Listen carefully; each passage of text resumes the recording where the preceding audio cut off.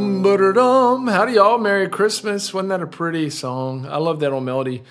It's interesting to go read up on that song. I heard the bells on Christmas Day, written back in Civil War times. Guy was wishing for the peace that Christmas time would bring, and of course a time of great turmoil.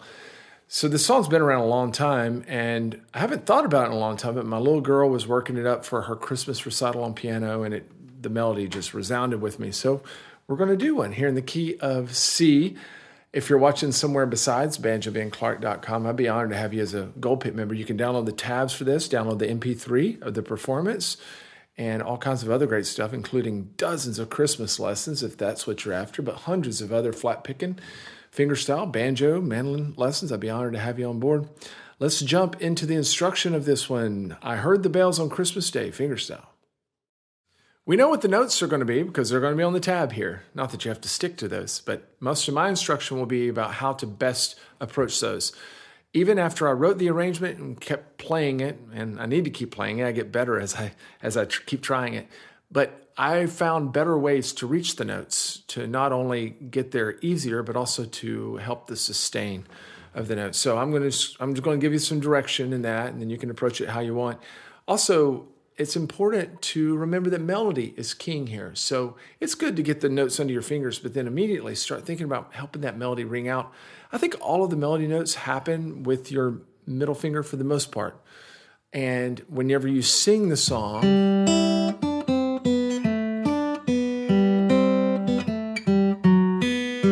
all of those melody notes are there almost in the same timing as what you would sing. So they're pretty easy to determine on the tab. Let's pull the tab up and begin to look at what we're up against here. We're going to start with regular old C chord, and whenever I play more than one note at a time, particularly when I play 3 notes at a time, let me specify that. So just like starting there in measure 2, I have it written as a pinch where you play them all at the same time, but it's dealer's choice. You can either do that, and sometimes it's going to sound better to do that, or you can do more of a roll, a very fast roll. I don't know what the proper term would be, but it's going to sound more like a strum, like this. And again, we have an opportunity halfway through that measure to do it again. On that C augmented, and then on the F over C. And sometimes I'll do it, sometimes I won't. I will determine kind of in the moment what's going to sound good or not, and that's up to you to explore as well. So you can do it like I do it in the performance, or you can do your own. Now you'll notice I have all of the right hand fingerings, or the pick hand fingerings, underneath each one of the notes. Those are again recommended. I'm only going to use my first 3 fingers, thumb, index, middle. Those are designated with the T, 1, and 2. So as we go into that C chord, we're going to do a C augmented, and all I'm going to do to get that is flatten out my index finger on my left hand to bar those first 2 frets. Then I'm going to roll it back out to get the last note in that measure. Okay. That takes a little bit to get used to. And then we're going to play the bottom part of an F chord.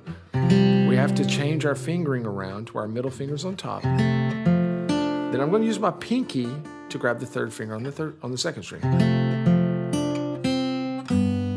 Something to point out there. Listen. You hear how my fingers here are still holding those notes down? If I remove those fingers, listen to how much more disjointed it sounded. We don't want that. It creates more, I think, too much white noise there. So I like to leave the notes down as long as I can. I can definitely do better. Until we have to pick the notes up. Another roll opportunity is starting measure 4. And then what I like to do, second half of measure 4, is throw the thumb over the top for that 2nd fret, the D over F sharp.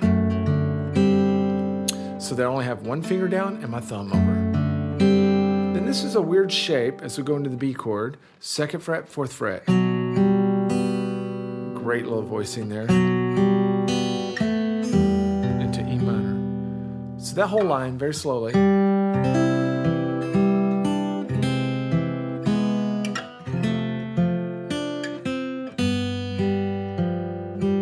Keeping the melody king.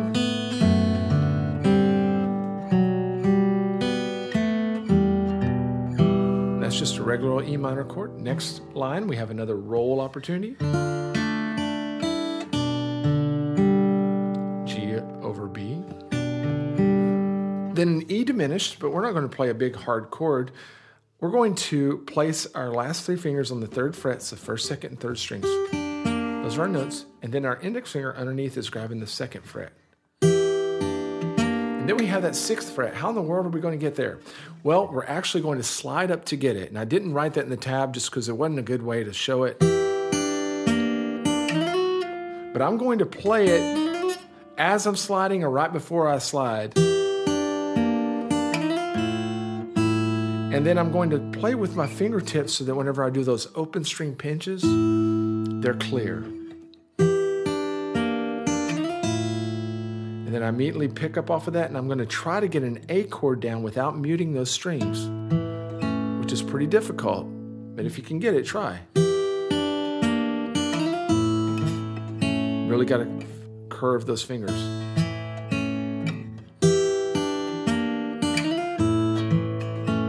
I muted it, but you can do better than me. And I would say that may be the hardest measure in the song. We're going to do it again before the song's over. Then we're going to jump up to, it's the shape of a D chord, right? But whenever we take it up here, it's technically an F chord, but it's also a D minor 7. So let's bring that up here. The melody's on the top. And you can roll these if you want. Then we come down to a minor shape A7. The trick to getting these chord shapes for me is to remember that my ring finger does not move off that string. So I get this shape, then I slide it down a fret, readjust my fingers, and then you keep that same chord shape for that E minor down for the D minor, and then you're right there for the A7.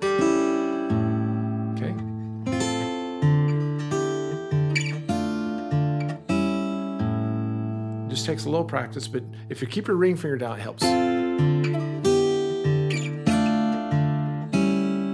Finger over the top, thumb over the top.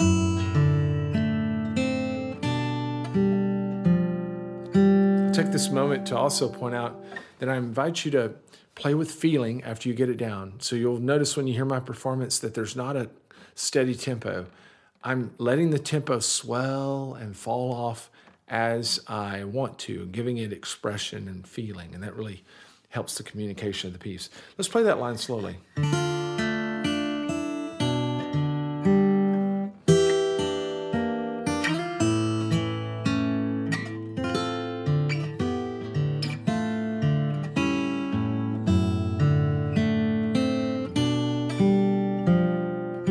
I love pausing right there.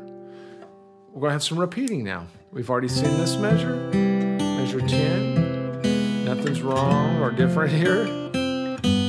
Seen all of this, haven't we? But when we go to this B chord, we are going to do something different. We'll do the same pinch in the start, reach up and grab the open B string afterwards, and then we're going to do a quick slide. And I'll play that with my index finger on my right hand.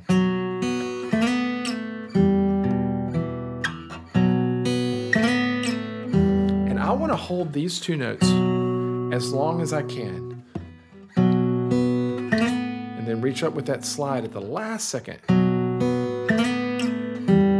I didn't do that the best in the performance, I don't think. But if you just play it and let go, it sounds disjointed.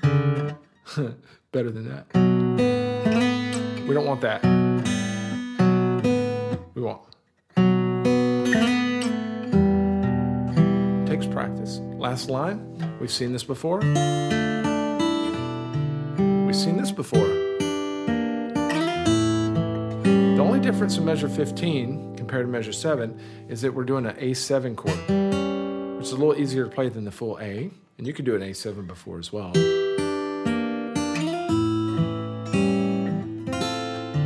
Now we're going to a different chord progression, but we're still keeping that ring finger down. So watch the difference in these chord shapes. The melody's shifting to the 2nd string. Not that it really matters there. We'll hear the melody. You don't have to try to play it louder than the others. And back down here. A D7 this time. Okay? But pay attention to the bass notes in measure 16. We're alternating.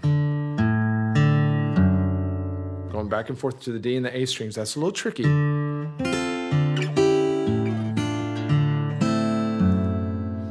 I'm going to, very importantly, play these third frets with my middle and my pinky so that I can grab that other third fret with my ring. Okay, and I'm going to keep all those fingers down, release my pinky to grab that first fret. It's important that these are still down. We don't want those to die out. And then we release them right when you're ready to brush through the final C chord. Sounds so good. It creates a suspension. If you don't do that, it's just not as pretty. No, we want to sustain. And really slow down. You know, whenever you're playing this song, a couple of different things to keep in mind, just technique-wise, is if you're playing it as a solo piece, nobody is making you play at any particular speed. And this song sounds good with a lot of pauses in it. And that works for our favor whenever we're trying to get these things under our fingers. Okay, so don't get in a hurry. If you get in a place where it's difficult to finger, a little bit of a pause actually would help the song a little bit a lot of times. So don't get, it's kind of like when you're giving a speech and you think, you kind of stumble, you think that you're taking a lot more time than what you really are. You get nervous. When you're playing this piece, it's okay to have some space in there. So I encourage you to do that. Again, a lot of expression. It really makes this song pop, so to speak. So a final tip for you is that one way to make the song more simple, if you're finding this too difficult, maybe I should have said this at the start, is that whenever we have these 3-note pinches, things even like this, you can simplify those by just playing the top 2 notes or eliminating the middle note. On those particular ones, the top 2 notes would sound fine. Okay, but even at the very start,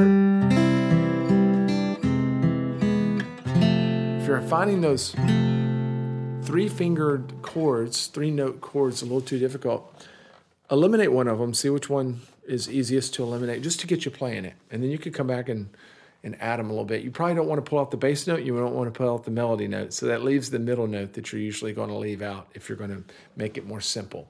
But it's not going to be easy to play at first, unless you're a fingerstyle person.